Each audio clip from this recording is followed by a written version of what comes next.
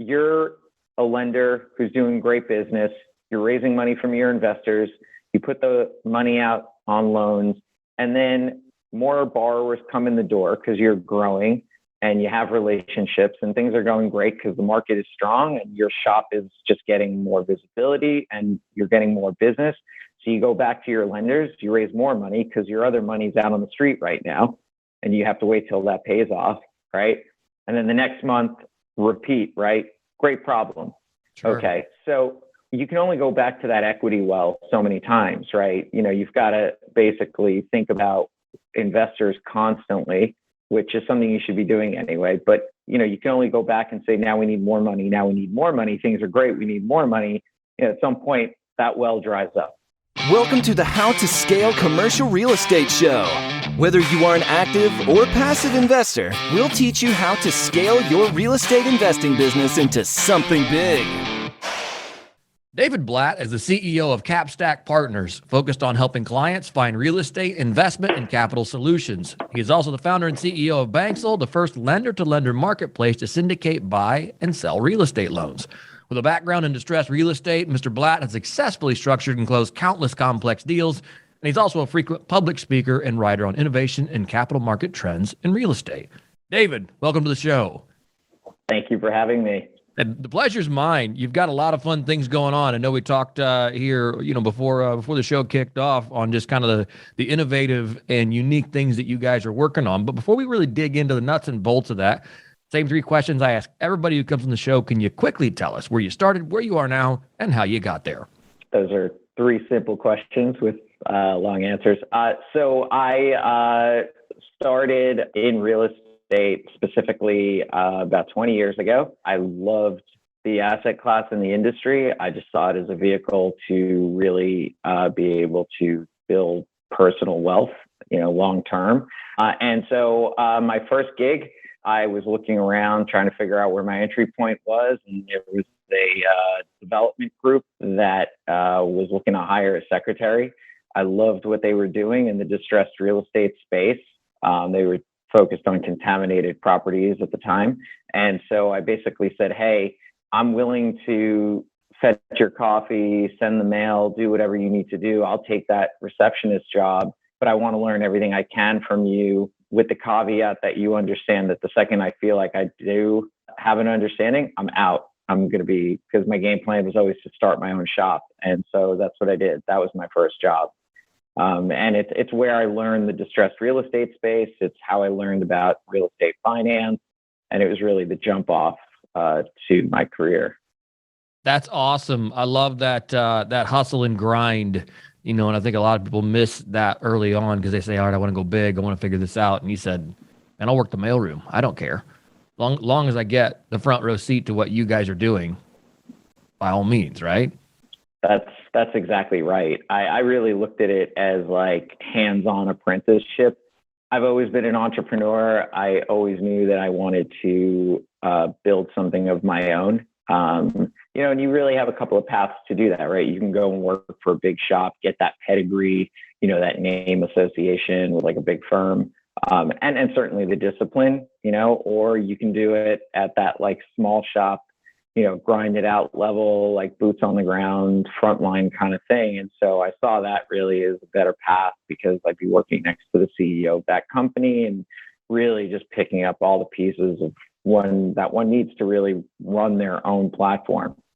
So that was much more interesting to me. Yeah, no kidding. Yeah, that sounds like the right strategy there.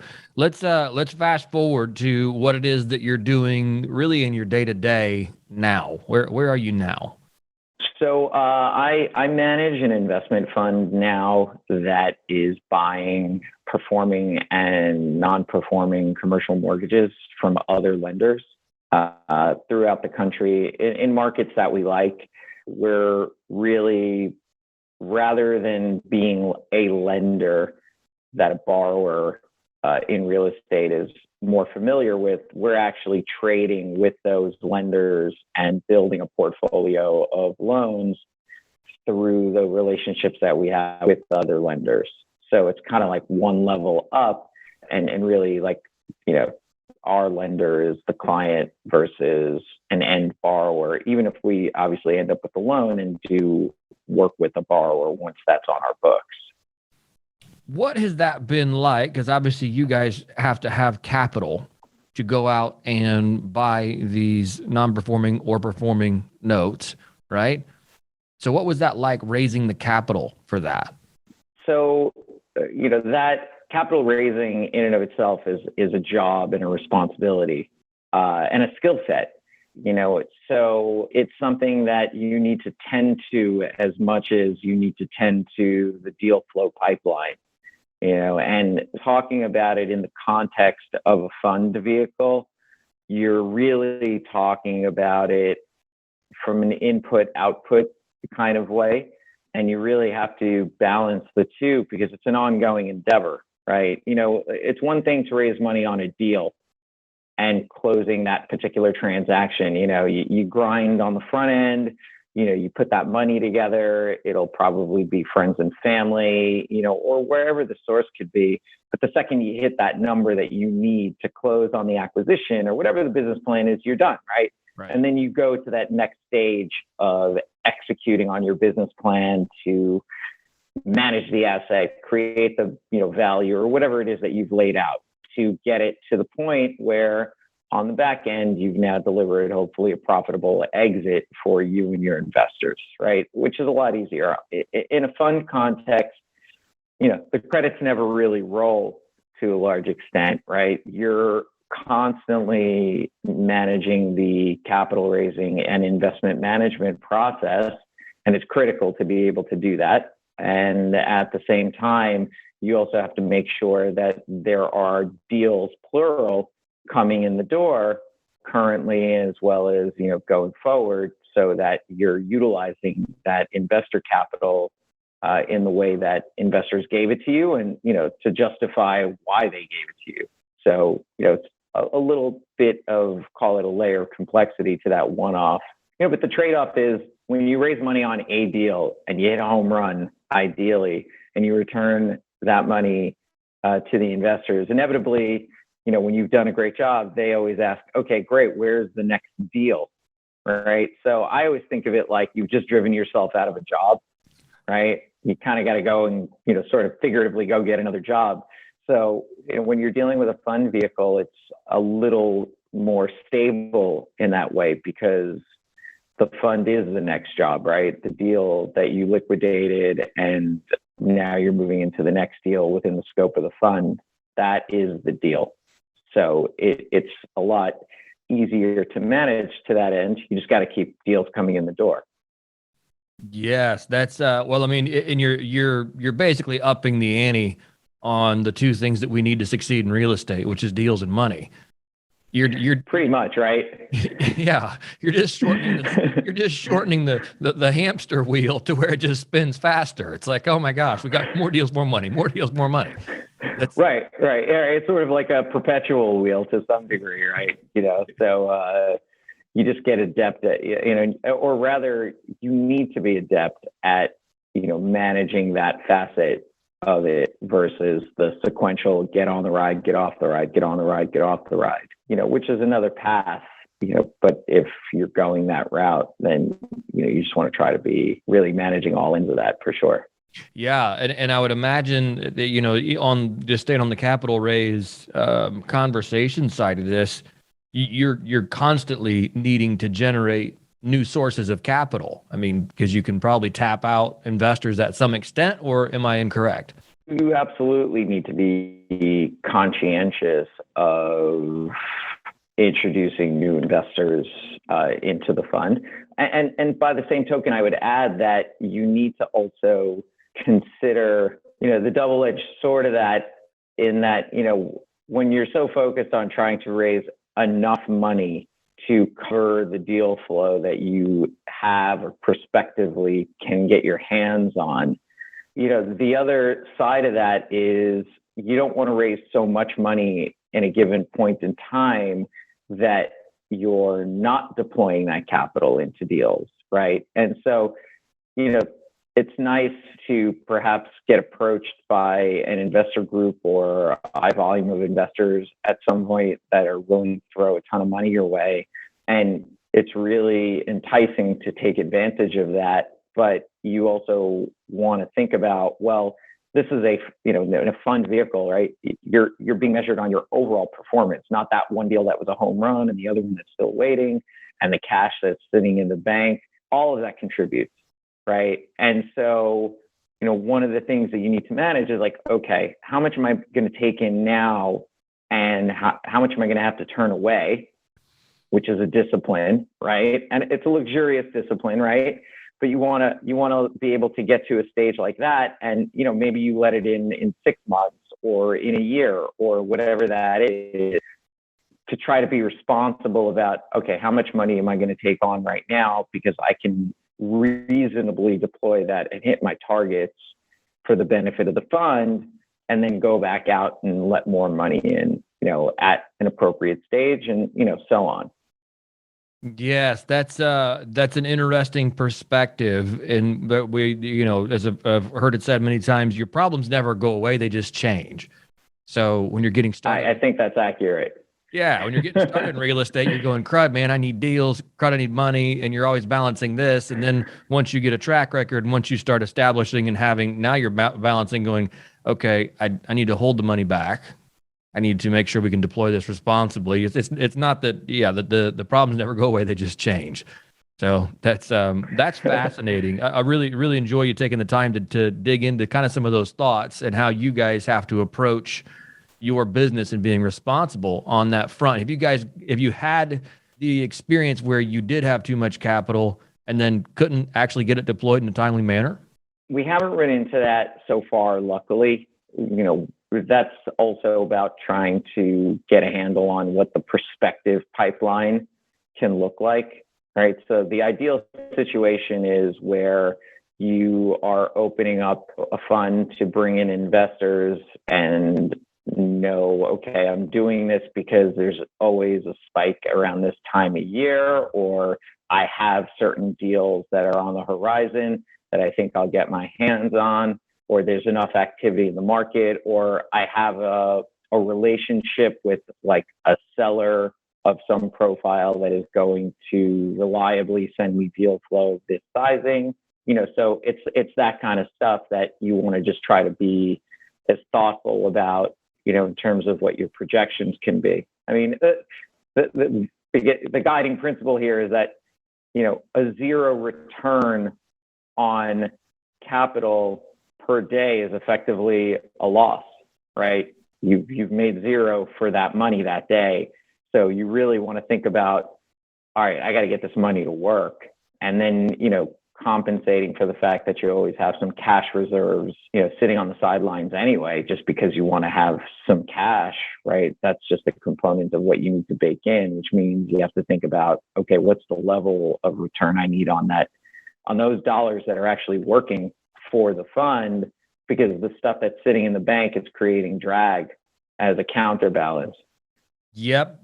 That's those are certainly a lot of things to think about, and I love that you put it zero for that day. That's a lot of times we think about annualized returns, things like that, but if you break it down to a very day by day component of is this working, that puts a lot more urgency to those sort of things when you're thinking about, okay, there's cash sitting idle. Oh, 100%, right? A zero IRR day is a loss. That's like just what it is. Right. Absolutely. Thanks for pulling back the curtain on how you guys think and handle your capital side of the business. The other side of your business that I think is intriguing, of course, as well, is the deal side. You told me offline you guys do both non-performing and performing commercial mortgages. Talk to us about the non-performing side. I think that's something that, one, we'd find intriguing. Two, I'd love to hear if there's an uptick in that, if we anticipate an uptick in that, and really just kind of get your forecast on that front. So if you can break down the components of it, and then maybe what you see coming down the pipe. Yeah. So just to fill in a blank between my first gig and where I am now, for context, my platform that I launched right after I left that shop was a distressed fund platform. So I ran a specifically distressed fund buying defaulted commercial mortgages for 10 years into and through last recession.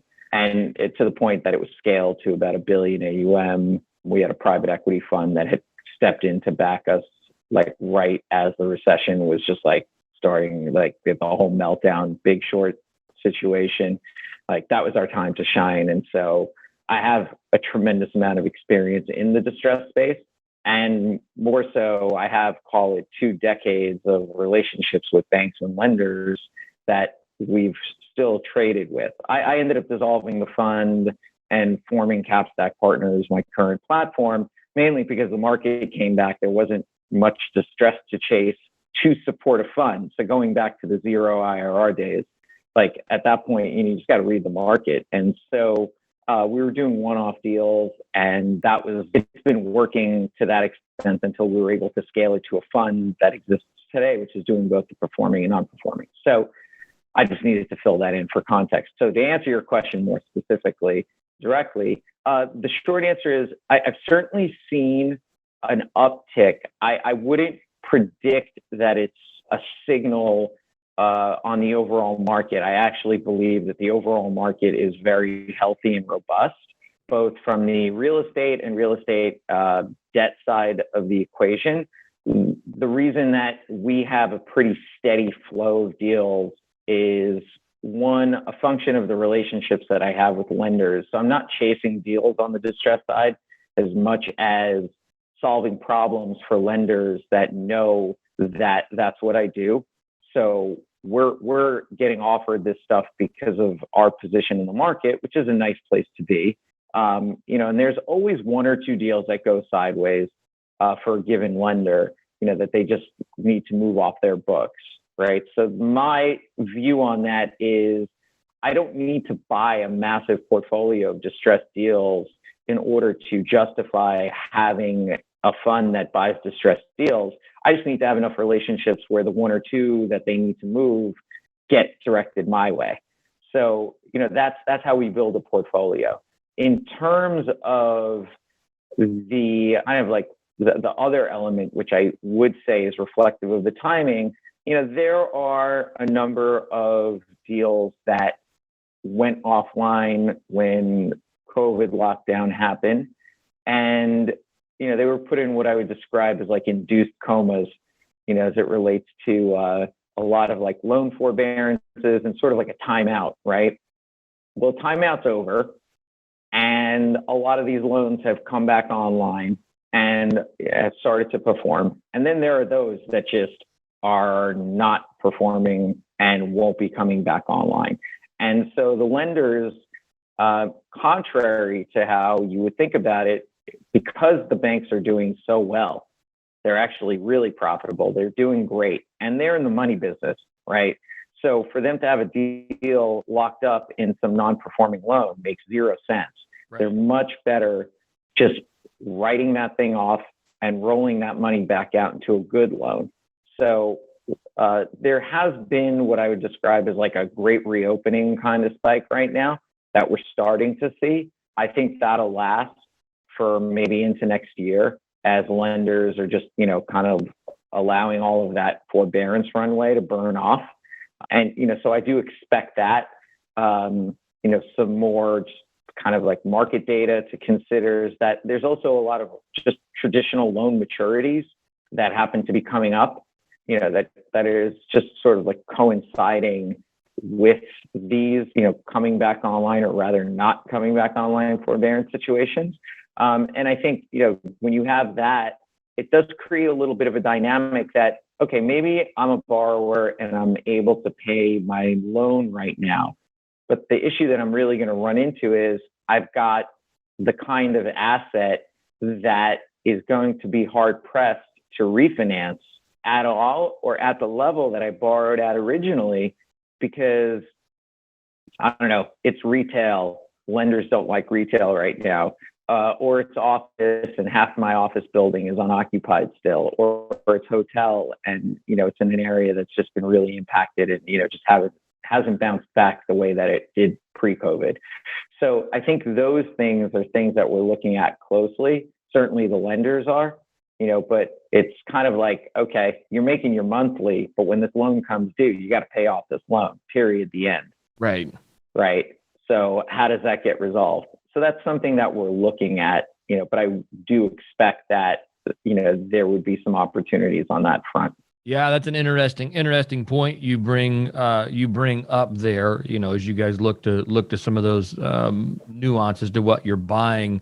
What does a distressed deal look like today that you're buying that makes sense for you? A distressed deal today. So I'll give you the profile. Going back 10 years when the world was coming to a capital markets end, so to speak, we were paying some pretty heavy discounts on paper at the time, going down to as low as 20 cents on the dollar to around 50, 60 cents on the dollar. Now, more often than not, we're probably in the 90 to 100 cents on the dollar. Why? Because a lot of the distress that we're seeing really lies at the borrower level. And their inability to either service or take out the existing loan, but the underlying real estate has value. So for us to just work through whatever that problem is to get the loan liquidated. And just to be clear, the business plan isn't to backdoor into building a portfolio of real estate at a discount. It's just to get to an exit, however that materializes. So we're looking at it and saying, okay, this is going to deliver an acceptable return for our targets. And so we're willing to pay that kind of value. And, it's philosophically, it's, buy value, don't buy price. So, whenever you talk to stress, people hear discount, but that's not necessarily the case. You're just taking advantage of, what is effectively a problem for somebody else is an opportunity for you. And so to that end, I think that's also what contributes a lot to why lenders are sending things our way, because everyone around the table kind of knows what the situation is. If it's a clean asset with a clean story, and the value is what the value is, we'll pay, and they know that. But if there's enough of a problem that it does warrant a haircut, you get 100% vacant, shopping center, but it's in a good area, but it's it just has to be written down, then everybody around the table knows that too. And so it just makes for a much more seamless kind of transaction. So to us, we're really just focused on the same fundamentals as anybody in real estate. We're looking at good markets. We're looking at asset classes that we like.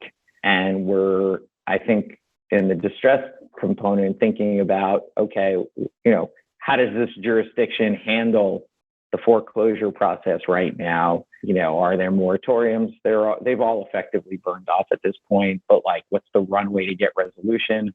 You go state by state. Some of them are weeks, others are years, even if you don't get pushback from a borrower. So these are the considerations that we have. Wow, that's amazing. A lot of things to think about in the components of what deals make sense. Talk to us on the performing side of things. Why would a current lender want to even sell something that's making money on their books? What's the opportunity there for them, and what's the opportunity for you? That's a great question. And I would say that that's probably the more active side of the business because the market is pretty strong and healthy. And you have a couple of situations, but the easiest one to lay out as a scenario, to your point, is when you're a lender, and let's say you make a bridge loan, just to keep it simple, it's a 1-year loan. And let's just say hypothetically, you are able to get an early repayment on that loan at 6 months, and you're going to put that money out, right? So in a situation like that, you've effectively turned the money twice, right? So your upside is really the origination fees that you'll probably collect on a loan, right? Because the annual rate stays the same when you put the loan out and then put it out again, because it's 1 year interest rate. Okay. Now, you're a lender who's doing great business. You're raising money from your investors. You put the money out on loans, and then more borrowers come in the door because you're growing and you have relationships and things are going great because the market is strong and your shop is just getting more visibility and you're getting more business. So you go back to your lenders, you raise more money because your other money's out on the street right now and you have to wait till that pays off, right? And then the next month, repeat, right? Great problem. Sure. Okay. So you can only go back to that equity well so many times, right? You've got to basically think about investors constantly, which is something you should be doing anyway. But, you can only go back and say, now we need more money. Now we need more money. Things are great. We need more money. At some point that well dries up, right? So how do you really address the ability to scale? So if you take, let's say that same, let's just use $1 million for simplification, right? And you make that loan and then you sell it to my fund, right? You are now keeping the points and you'll be able to recycle that same $1 million every month, right? Over the same 1 year period.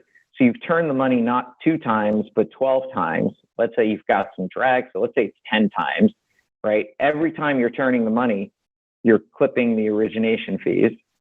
So instead of earning it 1 or 2 times a year, again, you're earning it 10 to 12 times a year. And you don't have to go back to the equity well at any point because you're using that same $1 million or, rinse, repeat.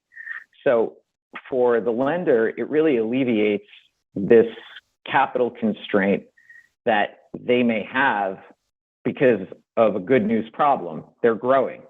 Right.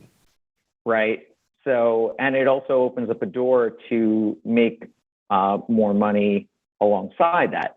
For us, what it's doing is I get to think about real estate loans more like how a hedge fund thinks about building a portfolio of stocks and bonds based on where we like to play. So I'm never going to compete with that guy on the ground in a market like Atlanta or Dallas, or Nashville, because it's a relationship game. You need to have all your infrastructure down there. You've got to have originators. You need all of that human resource.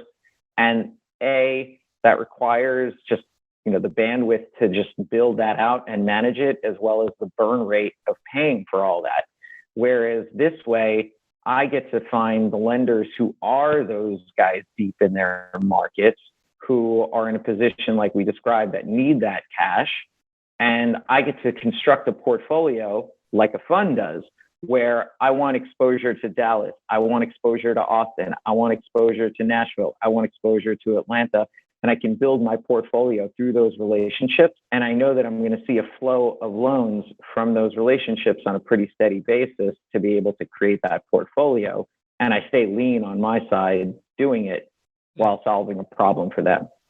That's brilliant. I love that. That's really well thought through and a very clear answer. So for you guys, just to cap it off here, you guys then, your long-term play is to hold those until the fund decides that, hey, we've run our course with this loan, and maybe you guys then sell it to someone else, or do you hold it until maturity or until payoff?